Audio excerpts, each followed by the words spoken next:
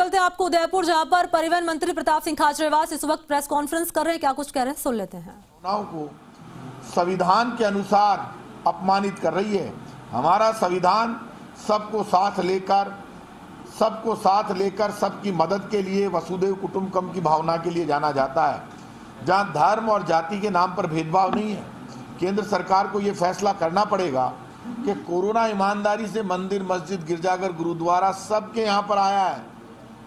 मंदिर, मस्जिद, गिरजाघर, गुरुद्वारा मानने वाले हर धर्म जाति के व्यक्ति के यहाँ पर आए, तो केंद्र सरकार कभी भी कांग्रेस और बीजेपी के नाम पर नहीं बांटी जा सकती। केंद्र की सरकार का एक ही धर्म है और वो तिरंगा, कि वो तिरंगे की आन बान और शान को समझे। हिंदुस्तान के संविधान की जो भावना है, संविधान जो हमको समझाता है, सिखाता है, उसके अनुसार काम करे। केंद्र सरकार संविधान के अनुसार काम नहीं कर रही है और राजस्थान सरकार के साथ जिस तरह का व्यवहार किया जा रहा है, पहले ऑक्सीजन में हमारे साथ भेदभाव हुआ, पूरी ऑक्सीजन नहीं मिली। उसके बाद रेमडेसिविर इंजेक्शन में भेदभाव हुआ, फिर ब्लैक फंगस के इंजेक्शन में भेदभाव हुआ। हर जगह भेदभाव हो रहा है। इस वक्त तो केंद्र सरकार ने नई नीयत चालू कर दी। इस वक्त पूरी दुनिया में क्रूड ऑयल का भाव $71 प्रति बैरल से $61 प्रति बैरल पर आ गया। जब 2014 में मनमोहन सिंह जी ने सरकार छोड़ी, उस वक्त क्रूड ऑयल के भाव $130 प्रति बैरल थे। आज वही क्रूड ऑयल के भाव 61 और $63 प्रति बैरल है। आप मुझे ये बताइए, जब आज दाम क्रूड ऑयल के कम हो गए, सस्ता हो गया क्रूड ऑयल, तो पेट्रोल डीजल सस्ता होना चाहिए। मनमोहन सिंह जी के टाइम पर 9 रुपए और 3 रुपए डीजल और पेट्रोल पर एक्साइज ड्यूटी थी। इन्होंने नई एक्साइज ड्यूटी लगा दी।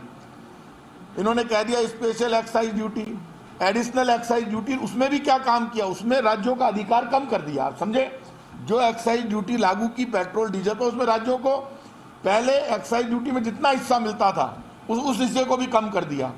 लगभग मेरा अंदाज है 5,23,000 करोड़ रुपए पेट्रोल डीजल के टैक्स से केंद्र सरकार ने कमाए।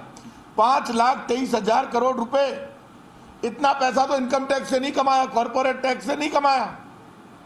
क्योंकि पेट्रोल डीजल में यदि किसी की जेब कटी तो गरीब की कटी। अब आपने पेट्रोल डीजल में आग लगा दी, महंगाई बढ़ा दी। आपने गैस सिलेंडर की सब्सिडी खत्म कर दी। आप महंगाई के मुद्दे पर चुनाव जीत कर आए। आपने वैक्सीन के पैसे मांग लिए, 3-3 दरें निर्धारित कर दी। जब पूरे देश में आक्रोश खड़ा हुआ, सुप्रीम कोर्ट बीच में आ गया और सुप्रीम कोर्ट ने यह कहा कि 35,000 करोड़ का हिसाब दो जो वैक्सीन के लिए निर्धारित किए हैं।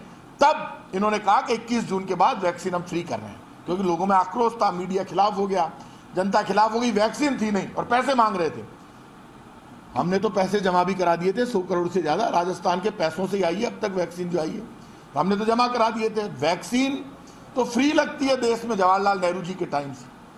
मैं आज कह रहा हूं आपसे, बीजेपी हो या कांग्रेस, नेता की और सरकार की परीक्षा संकट में होती है।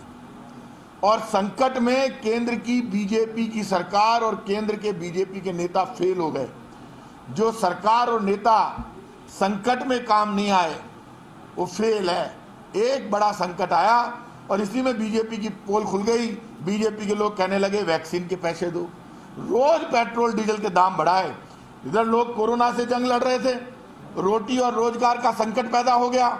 आम आदमी दुखी और परेशान था, लोग खून के आंसू रो रहे थे और रोज टीवी पे खबर चलती थी, आज 35 पैसे, आज 40 पैसे, आज 50 पैसे।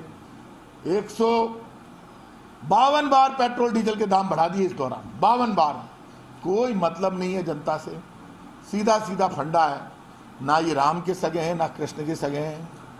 राम मंदिर के नाम पर जो जमीन की खरीद फरोख्त हुई, उसका आज तक सीधा सीधा जवाब ये लोग नहीं दे पाए।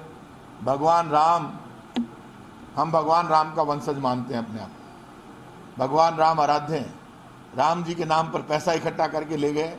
जैसे ही हिसाब मांगा, प्रेस के लोगों ने पूछा तो नाराज हो गए, बोले हमारे ऊपर तो ऐसे आरोप लगते रहते हैं,